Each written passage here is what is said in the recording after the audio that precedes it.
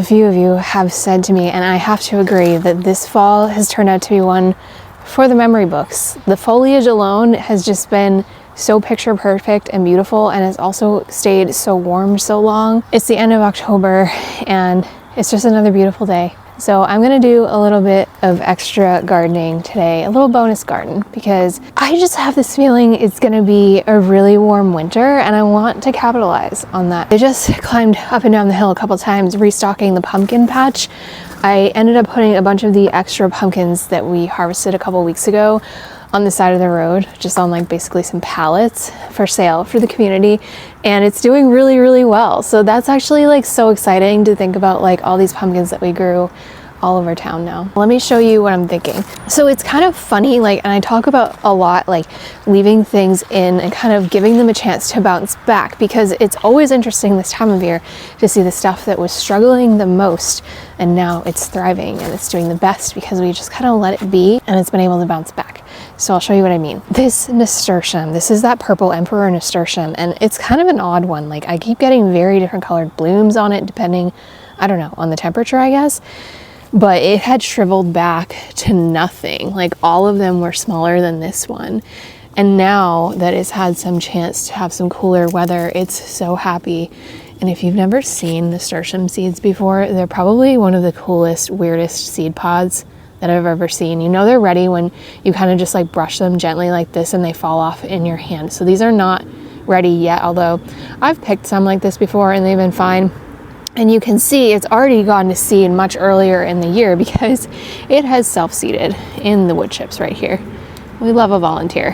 And it's funny, we've got the calendula going still, which is also a lot happier. I did cut it back quite a bit, and I think that helped. But I also have these wax beans that I really thought were done, and they're putting out like one last little flush of tiny beans. I don't think they're even gonna mature. Like they're very soft. So this one I think will probably just pull, but it's cool to see, like I thought it was done and it really kept going and going. The blanket flower is a little bit sad, but that was one of my favorites that I added to the garden this year. So I may just leave it since we're leaving everything else in this corner anyway. Like these are the chives, the calendula, and blanket flower. I did put some snap peas here. I actually just did this for a video with these ladder trellises, which I'll link for you guys because I love them. They're so easy to set up. They come in just two pieces that slide together right here, and they're really sturdy. They're like that coated metal, so I think they're gonna last forever. Ichiban eggplant is pretty much done. You could tell just like the leaves are not looking happy. They've sustained some damage. We haven't had a real hard frost yet or anything, but there's been a number of mornings where I've woken up and there's just a shimmer kind of all over everything. So a lot of the more cold sensitive stuff is showing signs of damage. But it's funny because then I'll find flowers and I'm like, oh, do I really want to let it go? But I know there's just no way it's gonna mature in time. There's one on here and they're just coming in really small now because of the cold. There's another calendula right here that I think we'll just trim back a little bit. And what we'll be pulling out the most in these beds is probably just these zinnias, which I need to save the seeds from for my mom. Best decision I made this fall though was planting these snap peas, but not just any snap peas. They're purple. These are the Beauregard snap peas that Row 7 sent me. I grew them in the spring. I'm growing them again this fall. And there's just something really cool this late in the year about coming out here and seeing that purple color, because this time of year, like that's just not a color that we're getting anymore. So it's really exciting, and they're gonna start putting out fruit soon with all these flowers, and we'll get to harvest them and have our garden snacks again. For this bed, it really needs a big clean out. We did trim back this time already, and we'll leave that. Oh, I guess I forgot about that radish. These annuals can kind of start coming out. There is some Mizuna in here that's just getting chopped to bits. So I'll cut it back and then maybe we'll cover it to protect it so when the new growth comes in, it doesn't get ruined. But all these zinnias have got to go. They've got powdery mildew. They're just crispy and done. And here's our other Ichiban eggplant, which we'll be getting rid of today as well. Marigolds will stay. I'll just deadhead these. It was honestly buried and I didn't realize that it needed deadheading. And I do have a lacinato kale in here that's just been kind of hiding from, I think, the cabbage moths. So I'm worried when I uncover it, it's gonna get hit pretty hard. But I've also heard that it's a little bit more resistant to cabbage white butterflies. I also already cut back this oregano. We have another marigold in here. This was a lantana that will not survive the winter here, so we'll pull that out as well. So my goal today is to just clean out the beds, add a little bit of fresh soil and fertilizer, and then I had some starts that we did a while ago in the greenhouse that I'll pop out here. It's tricky this time of year because the sun stays behind this tree line behind me. It's so low, and so it's not until like November when all these leaves drop that this area gets really sunny again. So starting things from seed this late can be kind of tricky because growth gets really, really slow. In a perfect world, I would start some stuff under grow lights in my basement and then just pop it out here. But that feels like too much work to me right now, so I'm not gonna do it. I also just noticed some carrots seem to have finally germinated here. I think I planted those in the spring and they've just been hanging out waiting until this area cleared enough for them to have the sunlight they need, I guess. We can talk more about these season extenders that I've added to these two beds if you guys want. Right now I just have the vents open on the top and everything inside is thriving. We'll take a quick peek on this side. Like, it's so lush in there. This is what we chaos gardened last month and it's so happy. All of the stuff that we planted in these beds can tolerate some cold, so the season extension covers aren't totally necessary yet, but they are helping me keep bugs down, and I just kind of wanted to get them in place and get them tested as soon as possible. So I need something to put the zinnia seed heads in to contain them, but we're gonna see how much we can get done today because I do have to run to the vet this afternoon. One of our cats is having really stressful issues right now, but we're just gonna do what we can and then I'll come back to it tomorrow if I need to.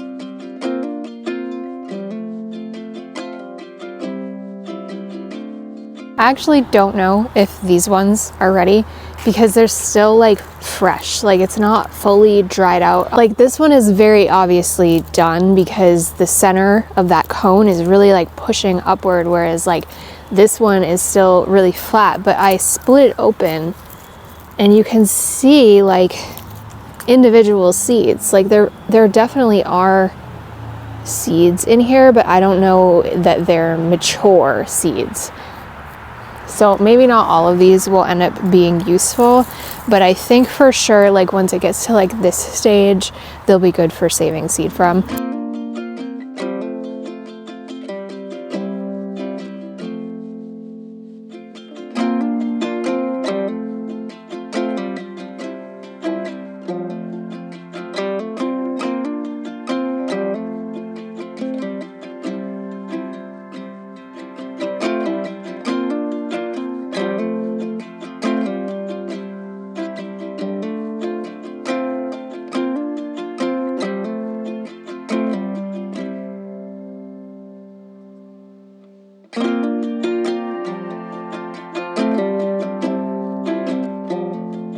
I just found a really beautiful sunflower buried in there that I completely forgotten about, and the seeds have totally dried up, and there's thousands in this tiny little head, so I'm gonna go save these.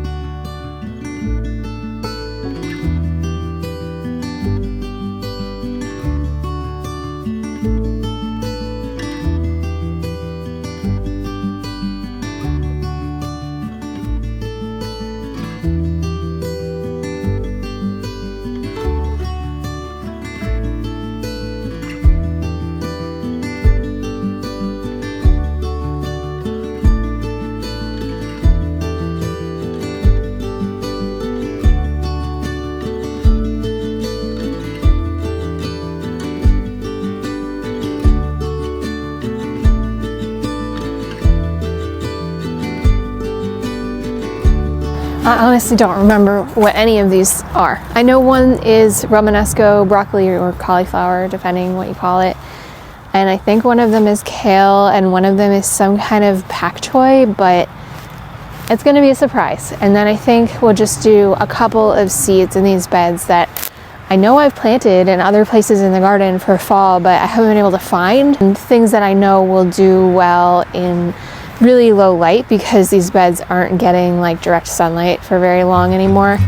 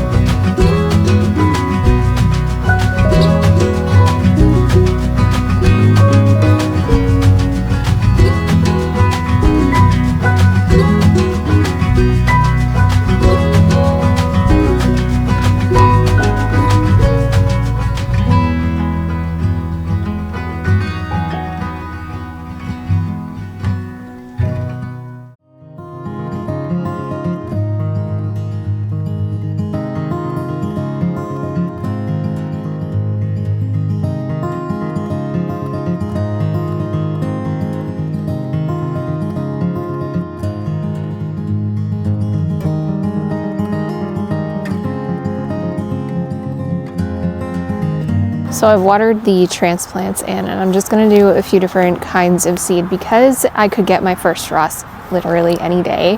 This is very experimental and I don't want to use anything that's too fancy or special. So I actually seed saved a bunch of lettuce from the garden this summer, and I'm just going to sprinkle it everywhere and see what happens.